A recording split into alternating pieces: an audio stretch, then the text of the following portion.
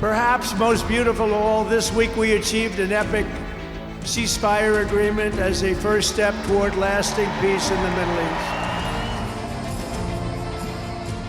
আবারও হোয়াইট হাউসের মসনদে বসতে যাচ্ছেন ডোনাল্ড ট্রাম্প। যুক্তরাষ্ট্রের ৪৭তম প্রেসিডেন্ট হিসেবে সোমবার শপথ নেওয়ার পর ৪ বছর আগে হারানো আসনে ফিরবেন ৭৮ বছর বয়সী ট্রাম্প।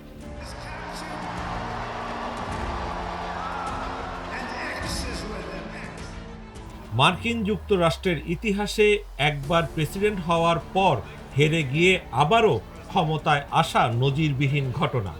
আর এজন্যই ট্রাম্পের অভিষেক অনুষ্ঠান ঘিরে রয়েছে ব্যাপক কৌতূহল। ২০২০ সালে ক্ষমতা হারানোর পর ট্রাম্প বলেছিলেন তিনি হোয়াইট হাউসে ফিরবেন। তাই দ্বিতীয়বার প্রেসিডেন্ট হিসেবে শপথের আগে বেশ খোশ মেজাজে আছেন তিনি। আতশবাজি উৎসবে যোগ দিয়েছেন। রোববার মেক আমেরিকা গ্রেট এগেইন সমর্থকদের বিজয় র্যালিতেও অংশ নেন। ওয়াশিংটনে আয়োজিত র্যালি উপলক্ষে সমাবেশে ট্রাম্প অভিবাসন নীতির ওপর কঠোর পদক্ষেপ নেওয়ার কথা বলেছেন। আরও দিয়েছেন আমেরিকার পতন এবং তৃতীয় বিশ্বযুদ্ধ ঠেকানোর প্রতিশ্রুতি। বৈরী আবহাওয়ার মধ্যে এই সমাবেশে অংশ নিয়ে ট্রাম্প বলেন, বিশ্ববাসী এবার নতুন এক আমেরিকা দেখবে। এদিকে ক্যাপিটল হিলে ট্রাম্পের অভিষেক অনুষ্ঠান ঘিরে রাজধানী ওয়াশিংটন ডিসি জুড়ে নেওয়া হয়েছে নিশ্ছিদ্র নিরাপত্তা। এই অনুষ্ঠানে যোগ দিতে ওয়াশিংটনে আসছেন বিভিন্ন দেশের রাষ্ট্র ও সরকার প্রধান। এদের মধ্যে আর্জেন্টিনার প্রেসিডেন্ট জাভিয়ার মাইলি এবং ইতালির প্রধানমন্ত্রী জর্জিয়া মেলোনির অংশ নেওয়ার কথা রয়েছে। শপথ অনুষ্ঠানে চীনের প্রেসিডেন্ট শি জিনপিং না এলেও প্রতিনিধিত্ব করতে পারেন দেশটির ভাইস প্রেসিডেন্ট হান জেং।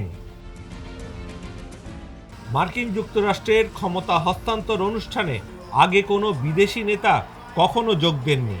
সেই দিক দিয়েও এটি হতে চলেছে বিরল এক অভিষেক। ২০২১ সালে জো বাইডেনের অভিষেক অনুষ্ঠানে নজিরবিহীনভাবে অনুপস্থিত ছিলেন ডোনাল্ড ট্রাম্প। কিন্তু সেই বাইডেনই শুধু নন, ট্রাম্পের শপথ প্রত্যক্ষ করবেন সাবেক president Bill Clinton, George W Bush এবং বারাক ওবামা। এমনকি ট্রাম্প যাকে এবার হারিয়েছেন সেই কমলা হ্যারিসও থাকবেন শপথ অনুষ্ঠানে।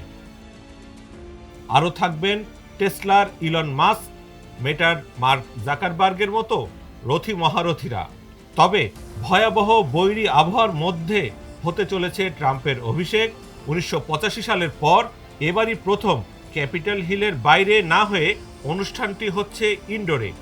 ঠান্ডা তাই যতই পড়ুক না কেন, এরই মধ্যে লাখো মানুষ চলে এসেছেন ক্যাপিটল হিলে।